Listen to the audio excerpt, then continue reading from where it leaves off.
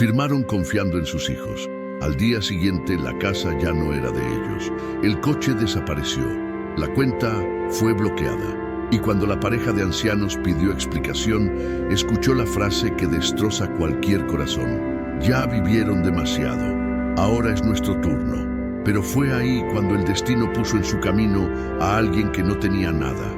Y aún así, lo dio todo. Todo comenzó una tarde cualquiera en la colonia Lindavista, en la Ciudad de México, cuando el sol empezaba a despedirse pintando de naranja las paredes descascaradas de los edificios viejos. Don Ernesto Álvarez, 78 años de vida marcada en el rostro moreno y en las manos callosas de quien siempre trabajó duro, estaba sentado en su sillón favorito, ese que ya estaba más hundido que nuevo, pero que guardaba la forma exacta de su cuerpo después de décadas de uso.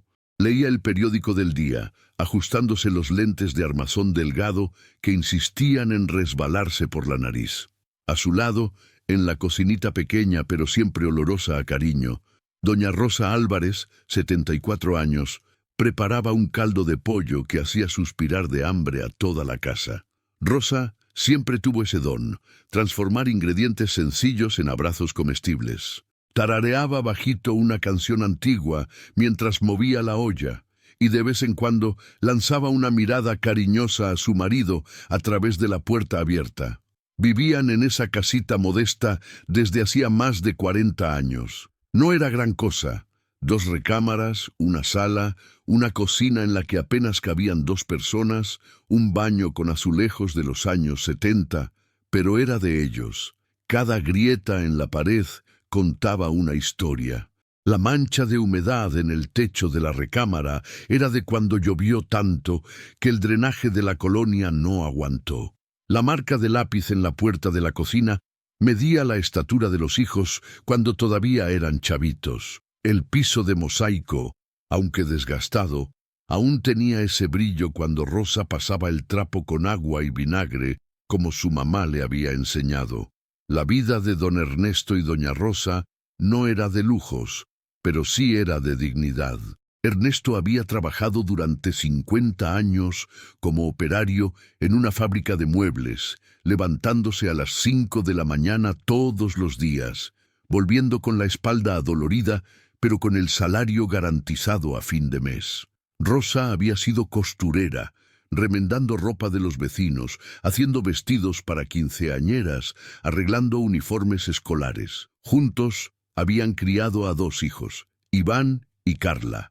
Iván era el mayor, 45 años, y se había convertido en gerente de ventas en una empresa de tecnología. Siempre vestido con camisas de botones y pantalones de vestir impecables, era el tipo de hombre que hablaba rápido, que miraba el reloj en medio de las conversas, que medía todo en términos de costo-beneficio.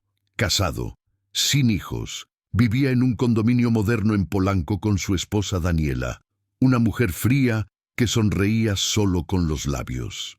Carla, 42 años, había seguido carrera como contadora. Divorciada, con una hija adolescente que apenas veía porque trabajaba demasiado, vivía en una rutina de hojas de cálculo, cafés recalentados y quejas constantes sobre no tener tiempo para nada. En los últimos años, los hermanos se habían acercado mucho, pero no de forma sana. Conversaban en susurros cuando visitaban a los papás. Intercambiaban miradas cómplices, siempre hablaban de planeación financiera y futuro. Rosa había notado ese cambio. Ella era de esas mujeres que saben leer silencios mejor que palabras. Le comentaba a Ernesto: «Algo no me huele bien, viejo. Los muchachos están muy interesados en nuestras cosas últimamente». Ernesto, terco como siempre, respondía: «Ay, mujer, desconfías hasta de tu propia sombra.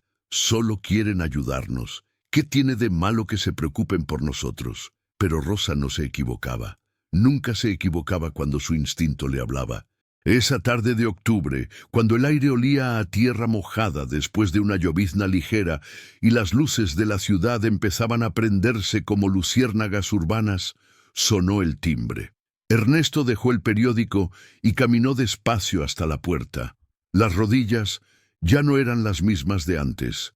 Al abrir, encontró a Iván y Carla parados en el umbral, con sonrisas amplias y bolsas de plástico en las manos. «¡Sorpresa, papá!», dijo Iván con esa voz comercial que usaba en las juntas de trabajo. «Traemos carnitas de Michoacán, las que te gustan, y también unos tamalitos de mole. ¿Nos dejan pasar?». Ernesto, sorprendido pero contento, abrió la puerta de par en par. «Claro, claro. Adelante, hijos. Rosa, mira quién vino». Rosa apareció desde la cocina secándose las manos en el delantal bordado que había sido de su suegra. Su sonrisa fue cordial, pero sus ojos, esos ojos cafés que habían visto tanto, se entrecerraron apenas un momento, suficiente para que su instinto le gritara: «Cuidado». Todo parecía tan normal, tan familiar. Ernesto comía con gusto, limpiándose la boca con una servilleta de papel. Rosa picoteaba su comida, observando. Fue después del segundo taco cuando Iván sacó una carpeta de su portafolio. «Bueno, papá, mamá, además de venir a verlos, queríamos hablar de algo importante». Ahí estaba. Rosa lo supo de inmediato, el verdadero motivo de la visita. «¿Qué pasa, mijo?», preguntó Ernesto, todavía masticando. Iván abrió la carpeta con movimientos precisos, como si hubiera ensayado esto muchas veces. «Miren, ustedes ya están grandes, ya tienen sus años encima, y Carla y yo hemos estado pensando que necesitamos organizar las cosas, ya saben, para el futuro». «¿Organizar qué cosas?», preguntó Rosa dejando su plato a un lado. Carla intervino con voz suave, casi maternal. «La casa, mamá, los papeles, las cuentas. Si algo les pasa, ¿quién se va a hacer cargo de todo? Es mejor dejarlo todo claro ahorita, ¿no creen?». Ernesto se rascó la cabeza, confundido. «Pues sí, pero no entiendo qué hay que hacer». Iván desplegó varios documentos sobre la mesa. Letras pequeñas, sellos oficiales, espacios marcados con «firmar aquí». «Es bien sencillo, papá. Esto es una escritura de transferencia.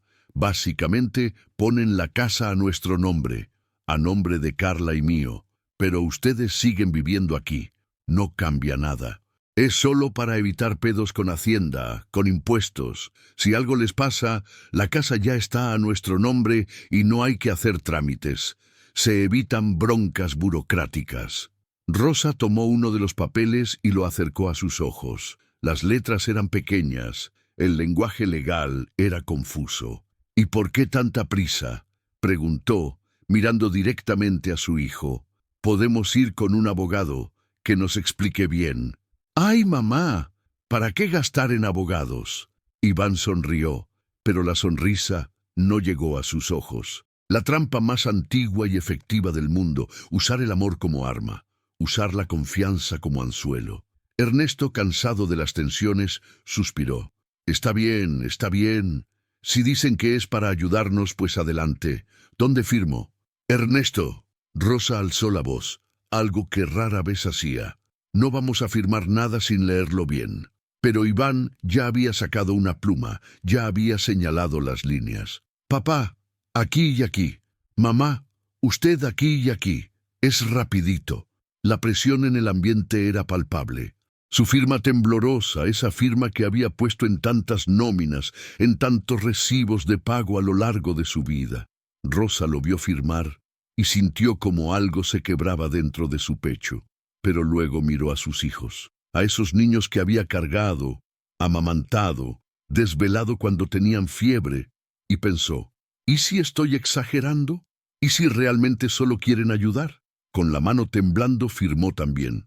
Iván recogió los papeles rápido, metiéndolos en la carpeta con una eficiencia que parecía ensayada. «Listo, ya está. Ven que no era nada del otro mundo». «¿Y nos dan una copia?», preguntó Rosa. «Claro, mamá, claro. Mañana les traigo las copias certificadas», respondió Iván mientras se levantaba. «Ay, mira la hora. Daniela me está esperando». Carla también se puso de pie, recogiendo las bolsas vacías. «Nosotros también ya nos vamos. Cuídense mucho, ¿eh? Y así, tan rápido como llegaron, se fueron. La puerta se cerró detrás de ellos, y la casa volvió a quedar en silencio. Un silencio diferente, un silencio que dolía. Ernesto volvió a su sillón, pero ya no pudo concentrarse en el periódico. Rosa se quedó parada en medio de la sala, mirando la mesita donde minutos antes habían estado los documentos. Ernesto, su voz era apenas un susurro. Creo que acabamos de cometer un error muy grande. No empieces, Rosa. Son nuestros hijos. Precisamente por eso, respondió ella, y en sus ojos había lágrimas que no derramaría hasta mucho después. Precisamente por eso. Esa noche, Rosa no pudo dormir. Se quedó mirando el techo, escuchando los ronquidos suaves de Ernesto, sintiendo un peso en el estómago que no era hambre ni era indigestión. Era miedo. Era esa certeza terrible que a veces llega en la madrugada, cuando todo está oscuro y los pensamientos gritan más fuerte que cualquier ruido del día. 3 días después, cuando Rosa fue al mercado de la colonia a comprar jitomates y cilantro para hacer arroz rojo, su tarjeta de débito fue rechazada. «Señora, su tarjeta no pasa», le dijo la cajera con pena. «¿Cómo que no pasa? Tiene que haber un error. Mi marido depositó la quincena hace una semana». Rosa intentó en el cajero automático de la esquina. La pantalla brilló con un mensaje frío. «Cuenta bloqueada. Contacte a su sucursal». Con el corazón latiendo fuerte, Rosa volvió a la casa casi corriendo, con la bolsa del mandado a medio llenar. Encontró a Ernesto intentando encender el coche. Ese Tsuru viejo pero confiable que habían comprado de segunda mano y que les había durado 20 años. «¿Qué pasó?», preguntó Rosa jadeando. «El coche no arranca. Pensé que era la batería, pero...» «Rosa, algo está raro». Fue entonces cuando escucharon el timbre. Pero esta vez no eran sus hijos. Era un hombre con uniforme de mensajería privada. «Don Ernesto Álvarez y doña Rosa Álvarez». «Sí. Somos nosotros», respondió Ernesto. «Firma de recibido, por favor». El hombre extendió un sobre manila grueso. Ernesto firmó con manos temblorosas. Cuando abrió el sobre y empezó a leer, el color se le fue del rostro. Rosa le arrebató el documento. Sus ojos recorrieron las líneas con horror creciente. Notificación de cambio de propietario. La propiedad ubicada en... ha sido transferida legalmente a los nombres de Iván Álvarez Mendoza y Carla Álvarez García. Se solicita a los anteriores propietarios desocupar el inmueble en un plazo no mayor a... No. Rosa sentía que el piso se movía bajo sus pies. Esto no puede estar pasando. Ernesto tomó el teléfono con manos temblorosas y marcó el número de Iván. Sonó 1, 2, 3 veces. Finalmente, la voz de su hijo, fría como el hielo. «¿Qué pasa, papá?» «Iván, hijo, ¿para qué quieren una casa tan grande? Con lo que sacamos de la venta, les podemos rentar un cuartito más pequeño, más fácil de mantener. Es lo mejor para todos». «¿Lo mejor para todos?» La voz de Ernesto empezaba a quebrarse. «Hijo, esta es nuestra casa. Aquí naciste tú, hermana. Aquí está toda nuestra vida». «Papá», la voz de Iván se endureció. «Ya vivieron demasiado. Ya tuvieron su tiempo. Ahora es nuestro turno. Necesitamos ese dinero. Daniela y yo queremos comprar un departamento más grande. Carla tiene deudas que pagar. Ustedes ya no necesitan tanto espacio». Rosa arrebató el teléfono de las manos de Ernesto. «Iván, por favor, dime que es una broma. Dime que esto no es real». «Es muy real, mamá, y entre más rápido lo acepten, mejor para todos. El comprador quiere entrar el próximo mes, así que más les vale ir buscando dónde quedarse. ¿Cómo puedes hacernos esto? Te criamos, te dimos todo lo que teníamos, y por eso les estoy ayudando, mamá. Ustedes ya no pueden mantener esa casa. Los estoy salvando de terminar en la calle cuando ya no puedan pagar el predial o las reparaciones». «¡Mentiroso!», Rosa gritó con una fuerza que no sabía que tenía. «Nos engañaste, nos hiciste firmar algo que no entendíamos». «Ustedes firmaron voluntariamente, nadie los obligó. Ahora, si me disculpan, Tengo trabajo. Ya hablaremos después. Y colgó. Rosa se quedó con el teléfono en la mano, mirando la pantalla que había vuelto a oscurecerse. Ernesto estaba sentado en su sillón, con la cabeza entre las manos. «Rosa, ¿qué vamos a hacer?». Ella no respondió. No podía. Las lágrimas que había contenido durante días finalmente brotaron, silenciosas, ardientes, amargas. Esa noche, ninguno de los dos pudo comer. Se sentaron en la sala, en silencio, mientras las sombras se alargaban y la ciudad afuera seguía su ritmo indiferente. Era temprano en la mañana. Rosa estaba preparando café cuando escuchó el motor afuera. Miró por la ventana y vio un camión de mudanzas estacionándose frente a su casa. Dos hombres bajaron, seguidos por un oficial con portapapeles. «¡No!». Rosa corrió a despertar a Ernesto. «Viejo, despierta, ya llegaron». Ernesto se levantó confundido, todavía con la pijama arrugada. Cuando abrió la puerta, el oficial le extendió un documento. «¿Don Ernesto Álvarez?». «Sí». «Orden de desalojo».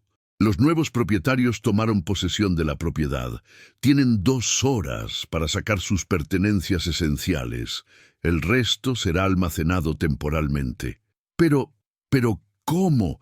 ¡No puede ser! Rosa intentó empujar la puerta para cerrarla, pero uno de los empleados ya había puesto el pie. «Señora, por favor, no haga esto más difícil. La orden es legal. Está firmada por un juez».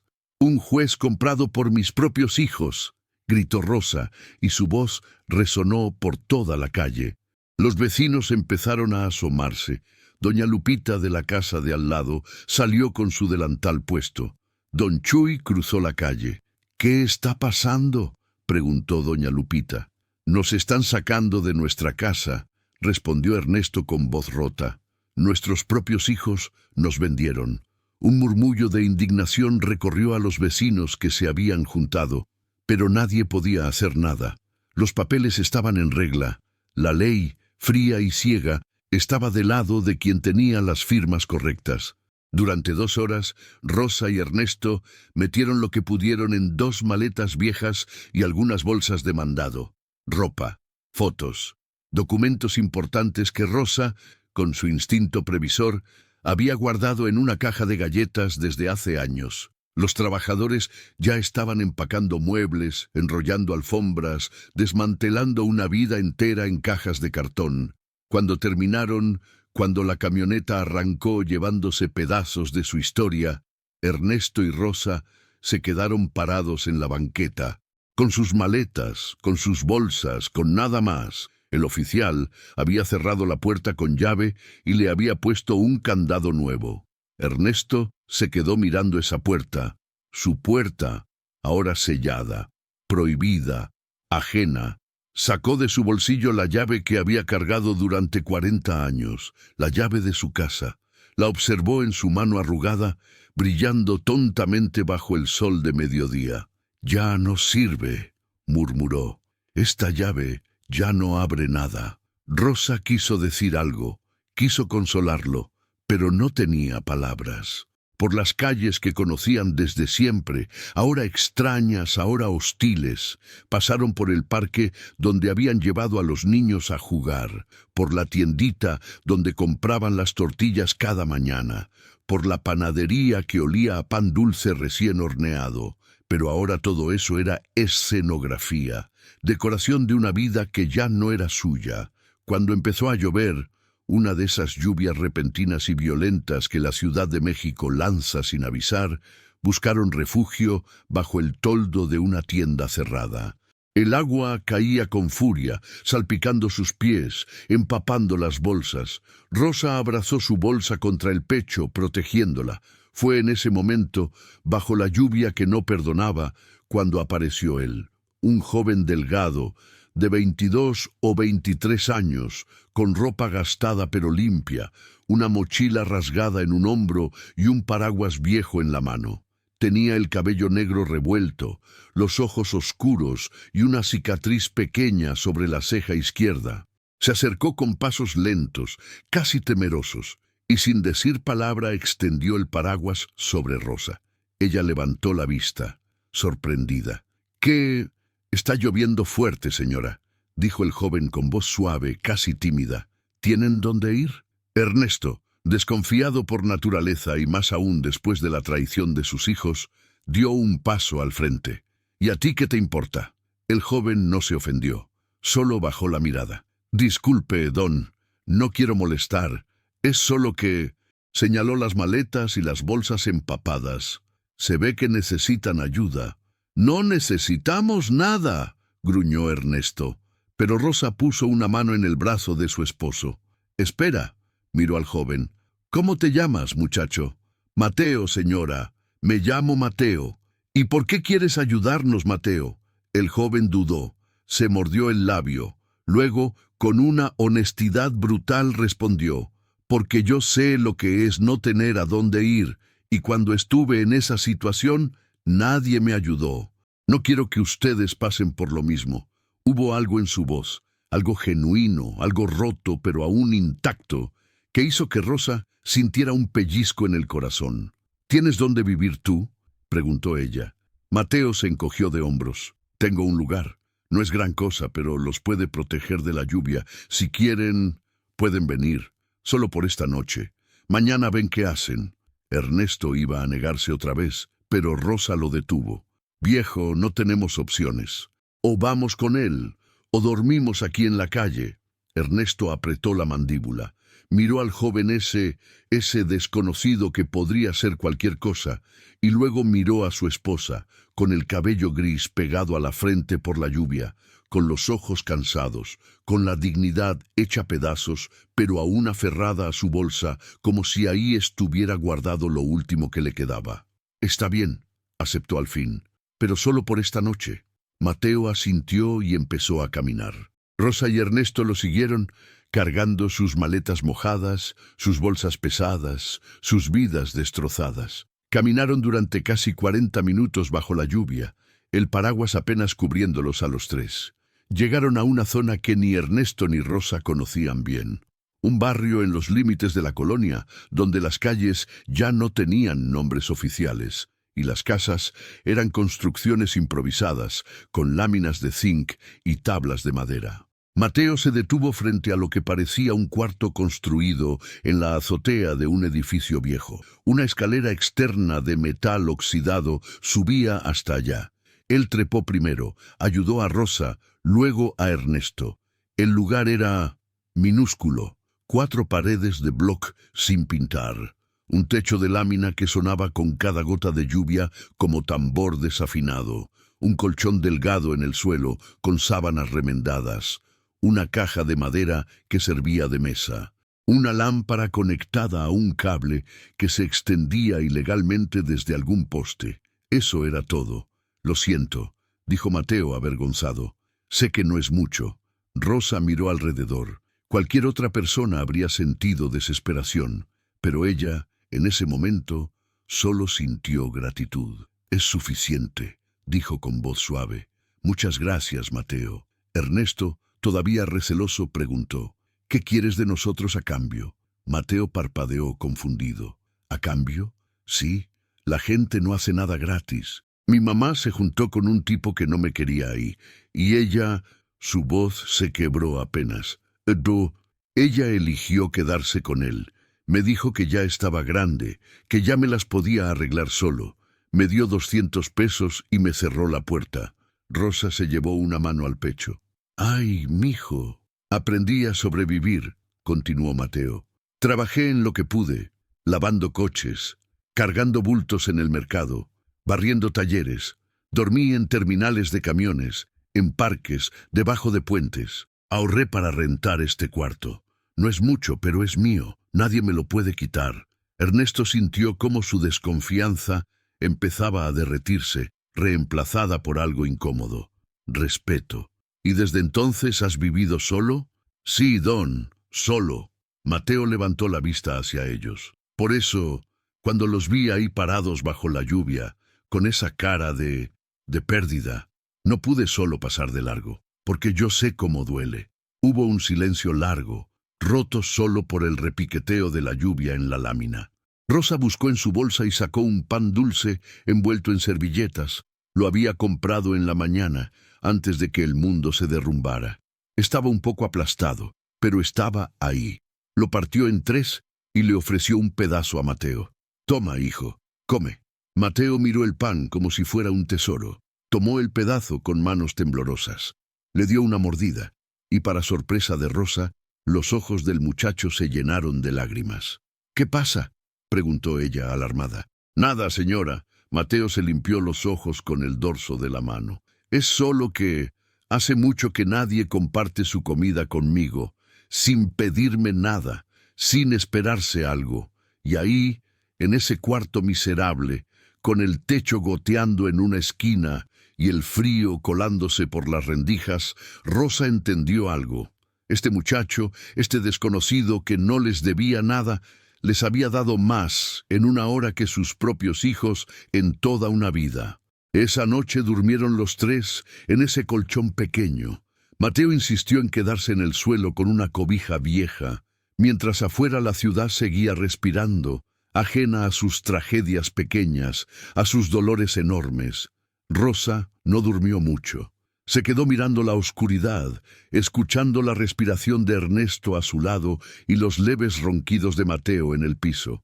Pensó en sus hijos, pensó en la casa, pensó en todos los años que había dado, todo el amor que había sembrado, creyendo que eso garantizaba cosecha.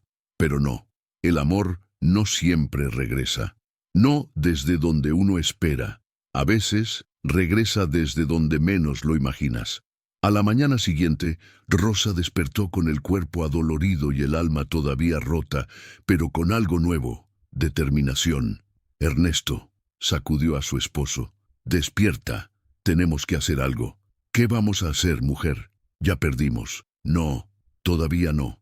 Rosa buscó en su bolsa esa caja de galletas que había cargado, como si su vida dependiera de ello. La abrió y sacó documentos viejos, amarillentos, algunos con esquinas dobladas, contratos, recibos, comprobantes.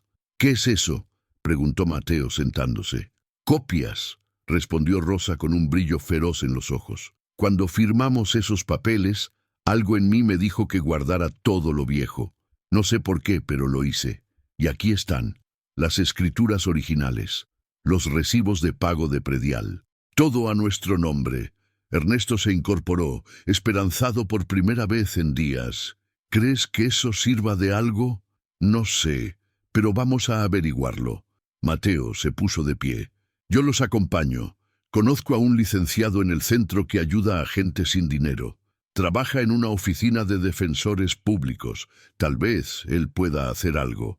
«¿Por qué sigues ayudándonos?», preguntó Ernesto, esta vez sin dureza, solo con genuina curiosidad. Mateo sonrió apenas.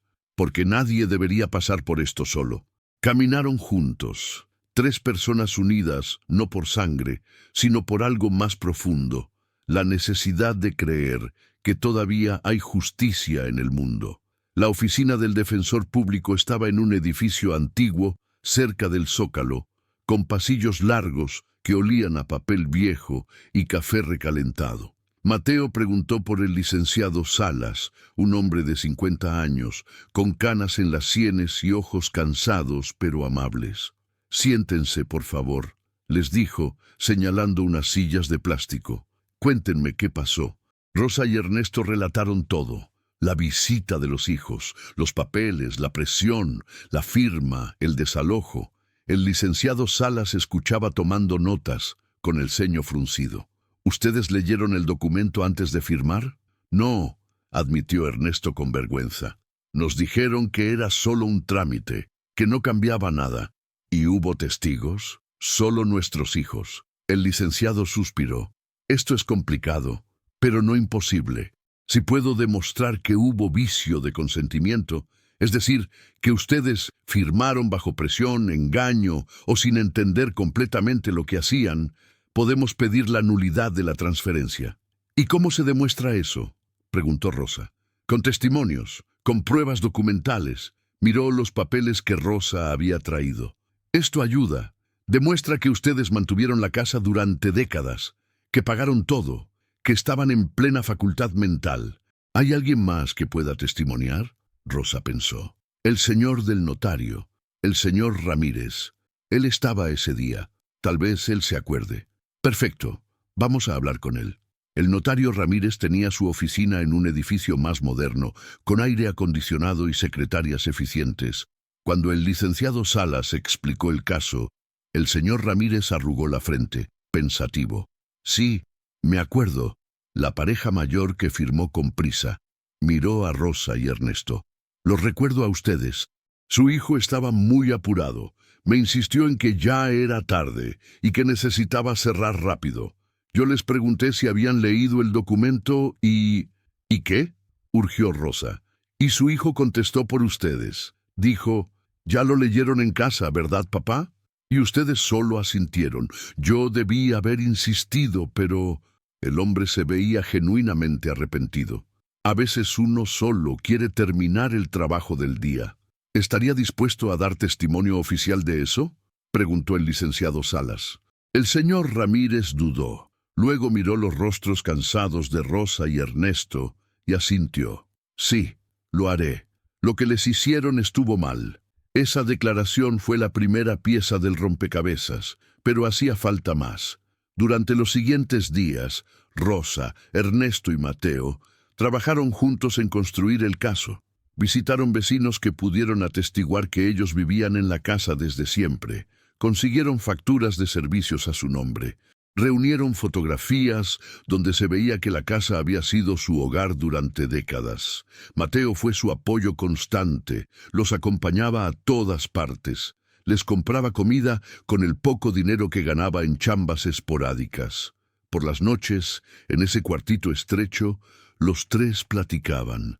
Mateo les contaba historias de su vida en las calles, algunas graciosas, otras tristes, y ellos le contaban de su vida antes, cuando las cosas eran simples. ¿Sabes?, dijo Rosa una noche. Cuando mis hijos eran chiquitos, Iván me regaló un dibujo en el Día de las Madres. Era de los 4 tomados de la mano, y abajo decía, la familia siempre junta. Lo guardé durante años. Se le quebró la voz. No sé en qué momento ese niño se convirtió en lo que es ahora. Mateo puso una mano sobre la de ella. A veces la gente cambia, señora. O tal vez siempre fueron así y uno no quería verlo. Fue unos días después cuando Iván descubrió dónde estaban. Llegó en su coche elegante, estacionándose ruidosamente afuera del edificio. Subió las escaleras de metal, haciendo eco en cada paso. Mateo estaba solo en el cuarto cuando tocó la puerta. ¿Sí?, abrió Mateo. Iván lo miró de arriba abajo con desprecio. Tú debes ser el muerto de hambre que está albergando a mis papás. Soy Mateo. Y sí, están aquí. ¿Qué quieres? Quiero que les digas que firmen los últimos papeles. Todavía falta un documento y los compradores están presionando. Ellos no van a firmar nada más. Iván sacó su cartera. Contó billetes, 5,000, 10,000, 15,000 pesos. Aquí hay 15,000. Más de lo que ganas en 6 meses, ¿no? Son tuyos si desapareces y los convences de firmar. Mateo miró el dinero. Por un momento, solo por un momento, su cuerpo entero se tensó. 15,000 pesos. Era más dinero del que había visto junto en su vida. Podría rentar algo mejor, comer bien durante meses, comprarse ropa nueva. Pero luego pensó en Rosa compartiendo su pan, en Ernesto, intentando enseñarle a arreglar un enchufe que se había aflojado, en las conversaciones nocturnas donde por primera vez en años se había sentido parte de algo. No, respondió, y cerró la puerta en la cara de Iván. Iván golpeó la puerta con furia. «¡Eres un idiota! Estás eligiendo a 2 viejos que ni te conocen en lugar de mejorar tu vida. Ellos valen más que tu dinero», gritó Mateo desde adentro. «¡Ya veremos! Esto no se va a quedar así». Cuando Rosa y Ernesto regresaron más tarde, encontraron a Mateo sentado con la espalda contra la pared, temblando ligeramente. «¿Qué pasó, mijo?», preguntó Rosa, arrodillándose junto a él. Mateo les contó todo. La visita de Iván, el dinero, la tentación, su negativa. Ernesto, ese hombre que había desconfiado tanto al principio, puso una mano en el hombro del muchacho. «Hiciste lo correcto, Mateo. Y por eso miró a Rosa. Ella asintió. Por eso queremos que sepas que si recuperamos la casa, vas a tener un lugar ahí. No como inquilino, como familia. Los ojos de Mateo se llenaron de lágrimas. ¿En serio? ¿En serio?, confirmó Rosa. Porque la familia no es solo sangre, es quien se queda cuando todo se derrumba. Mateo abrazó a Rosa con fuerza, como un niño que finalmente encuentra a su madre. Y lloró. Lloró todo lo que no había llorado en años. Todo el abandono, toda la soledad, todo el dolor. Y Rosa lo sostuvo, meciéndolo suavemente, como había hecho con sus propios hijos cuando eran pequeños. Pero este hijo, este que no había nacido de ella, sí tenía corazón. Las semanas siguientes fueron de preparación legal intensa. El licenciado Salas trabajó incansablemente, construyendo el caso pieza por pieza. Finalmente, llegó la fecha de la audiencia. La sala del juzgado era pequeña, con paredes color crema y un ventilador de techo que giraba lento. Rosa y Ernesto se sentaron en un lado, con Mateo y el licenciado Salas. Del otro lado estaban Iván y Carla con su abogado, un tipo con traje caro y expresión de tiburón. El juez Herrera, un hombre de 50 y tantos años con rostro serio pero no duro, llamó al orden. Muy bien. Caso número 472-2026. Solicitud de nulidad de transferencia de propiedad por vicio de consentimiento. Proceda, licenciado Salas. El abogado de Rosa y Ernesto presentó el caso con claridad. Explicó cómo los hijos habían presionado a los padres para firmar documentos que no entendían completamente. Presentó el testimonio del notario Ramírez, quien confirmó que la firma había sido apresurada y que los ancianos no habían leído el documento. Mostró las pruebas documentales que demostraban que Rosa y Ernesto habían mantenido esa propiedad durante décadas. El abogado de Iván y Carla contraatacó. Su señoría, mis clientes, simplemente estaban tratando de ayudar a sus padres, quienes, debido a su edad avanzada, ya no podían mantener adecuadamente la propiedad. La transferencia fue voluntaria y legal. Si ahora se arrepienten, es un asunto familiar, no legal. ¿Voluntaria? Rosa no pudo contenerse. Nos engañaron. Nos dijeron que no iba a cambiar nada. El juez levantó una mano. Señora, por favor, ya tendrá oportunidad de hablar. El licenciado Salas llamó al estrado a Rosa. Ella subió, nerviosa pero firme, y juró decir la verdad. Doña Rosa, cuéntele al juez qué pasó el día de la firma. Y Rosa contó. Todo. La visita sorpresa, las palabras dulces, la prisa, la presión, las promesas rotas. Habló con voz temblorosa pero clara. No exageró, no mintió, solo dijo la verdad. Cuando terminó, había lágrimas en las mejillas de varias personas en la sala. Luego le tocó a Iván. Su abogado le hizo preguntas fáciles, diseñadas para que se viera bien. ¿Usted quería ayudar a sus padres? Por supuesto, solo buscaba lo mejor para ellos, pero entonces el licenciado Salas pidió permiso para interrogar. Dígame, señor Iván, ¿por qué vendieron la casa tan rápido después de la transferencia? Porque surgió una buena oportunidad. ¿Y les preguntaron a sus padres si estaban de acuerdo con la venta? Iván dudó. Ellos ya habían firmado la transferencia. La casa era legalmente nuestra. Eso no responde mi pregunta. Les preguntaron, no era necesario. ¿No era necesario? El licenciado Salas sacó un papel. Tengo aquí un mensaje de texto que usted le envió a su padre 3 días después del desalojo. ¿Puedo leerlo, su señoría? El juez asintió. Papá, ya no molestes. Ya vivieron demasiado, ahora es nuestro turno. El licenciado miró a Iván. Esas son sus palabras. La sala entera quedó en silencio. Iván palideció. Yo estaba enojado. No lo dije en serio. ¿No lo dijo en serio?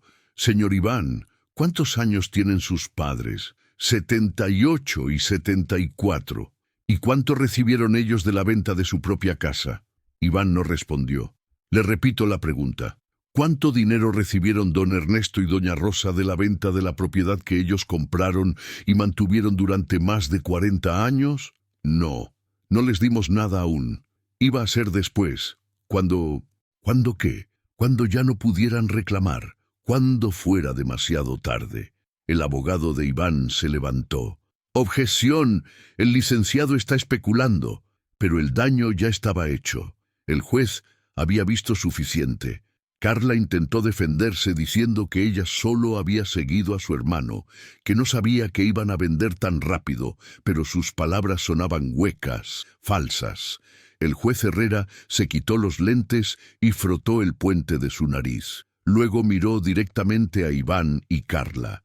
En mis 25 años como juez he visto muchas cosas, pero pocas me han disgustado tanto como este caso. Su voz era fría, cortante. Ustedes no ayudaron a sus padres, los despojaron, abusaron de su confianza, de su edad, de su amor, y luego tuvieron el descaro de alegar que fue por su bien. Su señoría, nosotros solo... Silencio. El juez levantó una mano. He revisado todas las pruebas. El testimonio del notario es claro. Hubo presión y prisa. Los documentos demuestran capacidad mental plena de los demandantes, y ese mensaje de texto, negó con la cabeza. Ese mensaje lo dice todo. Tomó su martillo. Por lo tanto, dicto sentencia. La transferencia de la propiedad ubicada en Colonia Lindavista queda anulada por vicio de consentimiento. La propiedad se restituye a sus dueños originales, don Ernesto Álvarez y doña Rosa Álvarez. Además, ordeno a los demandados, Iván y Carla, devolver cualquier beneficio económico obtenido de la venta. Si ya se consumó la transacción con terceros de buena fe, los demandados deberán indemnizar a sus padres con el monto total de la venta más daños y perjuicios. Caso cerrado. El golpe del martillo resonó como un trueno. Rosa se derrumbó en llanto. Ernesto la abrazó con fuerza.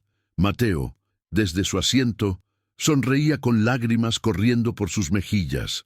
Iván se levantó de golpe, furioso. «Esto no se va a quedar así, voy a apelar, ustedes se van a arrepentir». El juez lo miró con severidad. «Puede apelar si gusta, pero le advierto, si lo hace y pierde, lo voy a demandar por acoso judicial. Ahora retírese de mi sala». Iván y Carla salieron furiosos, sin mirar atrás. En el pasillo se gritaron entre ellos culpándose mutuamente. La codicia que los había unido ahora los destrozaba. Mientras tanto, en la sala, Rosa, Ernesto y Mateo se abrazaban. El licenciado Salas sonreía con satisfacción tranquila. «Lo logramos», susurró Rosa. «Dios mío, lo logramos». 2 meses después de litigios, papeleo y mucha paciencia, Rosa y Ernesto volvieron a su casa. La puerta se abrió con la vieja llave que Ernesto había guardado en su bolsillo durante todo ese tiempo. Entraron despacio, como si fuera la primera vez. Todo estaba diferente. Los muebles no eran los mismos, las paredes habían sido pintadas, pero el alma del lugar seguía ahí. «Estamos en casa», dijo Ernesto y su voz se quebró. Rosa caminó por cada habitación, tocando las paredes, como reconociendo a un viejo amigo. Mateo se quedó en el umbral, sin atreverse a entrar. «¿Qué esperas, muchacho?», llamó Ernesto. «Es que esta es su casa. Yo ya cumplí con ayudarlos. Puedo irme a...» «Ni te atrevas», lo interrumpió Rosa, acercándose a él. «Te dije que tenías un lugar aquí». Y lo decía en serio.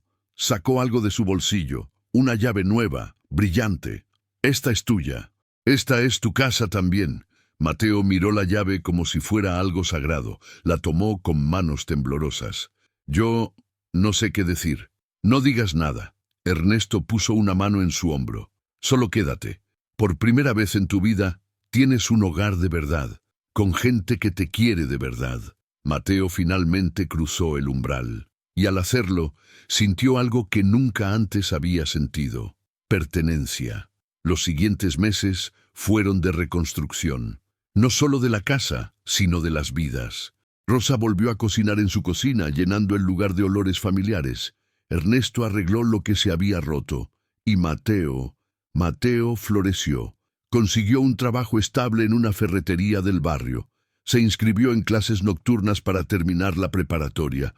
Por las tardes ayudaba a Ernesto con reparaciones. Por las noches cenaban los tres juntos, hablando del día, riendo, planeando. Vamos a crear algo juntos, comenta 1. Lo que más te gustó de la historia y 2. Tu ciudad o país. Así conocemos a nuestra comunidad alrededor del mundo. Y no olvides darle like y suscribirte para más historias transformadoras. Luego empezó a reír y a llorar al mismo tiempo. No puede ser, no puede ser. Rosa tomó las manos de Mateo. ¿No lo ves, mijo? El destino te trajo de regreso a nosotros. Devolviste lo que Ernesto te dio, pero no la medalla. Nos devolviste la fe, nos devolviste el amor, nos devolviste la familia. Mateo se derrumbó en los brazos de Rosa, llorando como un niño, y Ernesto los abrazó a ambos, formando un círculo inquebrantable. En ese momento, en esa casa que había sido testigo de tanta traición, también fue testigo de algo hermoso, el nacimiento de una familia elegida, una familia real, una familia que no necesitaba sangre compartida porque compartía algo mucho más profundo, el corazón. Los meses se convirtieron en años. Iván y Carla nunca volvieron. Intentaron apelar, pero perdieron. Intentaron acercarse para pedir perdón, pero Rosa y Ernesto les cerraron la puerta. No con odio, sino con la tristeza tranquila de quienes saben que algunos puentes, una vez quemados, no deben ser reconstruidos. Mateo terminó la preparatoria. Luego se inscribió en la universidad, estudiando trabajo social, queriendo ayudar a otros jóvenes que habían pasado por lo que él pasó. Un domingo por la tarde, los tres estaban sentados en la sala. Rosa tejía una cobija. Ernesto leía el periódico. Mateo estudiaba para un examen. Rosa levantó la vista de su tejido y miró a los dos hombres de su vida, uno al que había amado por décadas, otro al que había encontrado en el camino. ¿Saben qué día es hoy?, preguntó.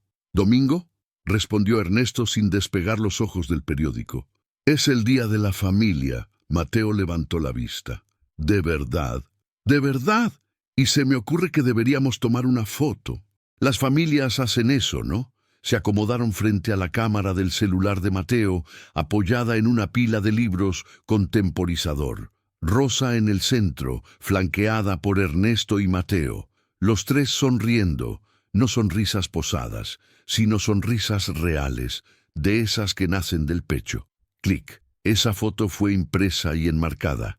La colgaron en la pared de la sala, justo al lado de las fotos viejas de cuando Iván y Carla eran niños. Algunas visitas, vecinos o conocidos veían ambas fotos y preguntaban, «¿Esos son sus hijos?». Y Rosa siempre respondía igual, señalando la foto vieja. «Esos eran». Luego señalaba la foto nueva. «Este es». Porque al final aprendió que la familia no es quien comparte tu sangre, es quien comparte tu mesa, tu risa, tu dolor, tu techo, tu vida. Es quien se queda cuando el mundo entero se va.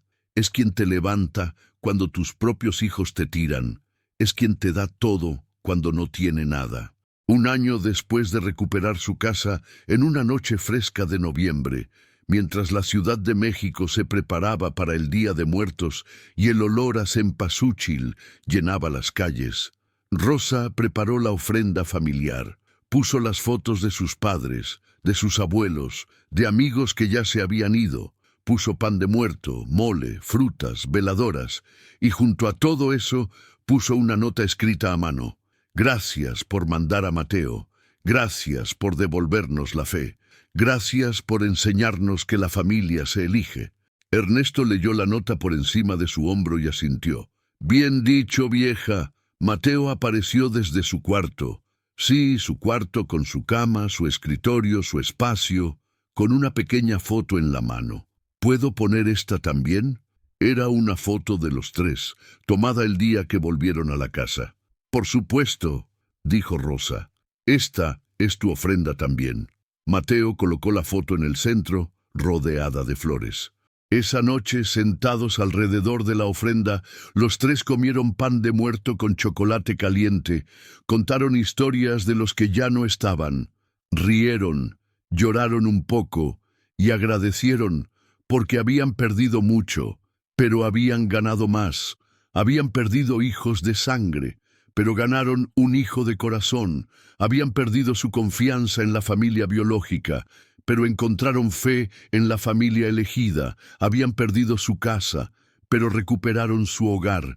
Y quizás esa es la lección más grande de todas, que las peores traiciones a veces nos llevan a los mejores encuentros, que tocar fondo es a veces lo único que nos permite impulsarnos de regreso hacia arriba, que el destino tiene formas misteriosas de saldar deudas, devolviendo lo que nos quitaron, pero en formas que nunca imaginamos. Años más tarde, cuando Rosa ya tenía 80 y tantos y Ernesto luchaba con el bastón, pero seguía terco como siempre, y Mateo era ya un trabajador social exitoso que ayudaba a cientos de jóvenes en situación de calle, los tres seguían viviendo juntos. Mateo se había casado. Su esposa, Lucía, era una mujer noble que entendió desde el principio que Rosa y Ernesto no eran los ancianos con los que vivía, sino sus padres. Y cuando nació el primer hijo de Mateo, un niño robusto con los ojos oscuros de su papá, lo llamaron Ernesto Rosa, los dos nombres unidos. «Es por ustedes», dijo Mateo con la voz entrecortada mientras le entregaba el bebé a Rosa. «Por los abuelos que eligieron ser mis padres». Rosa cargó a ese bebé y sintió el círculo completo. Había criado hijos que la traicionaron, pero ahora tenía un hijo que la honraba.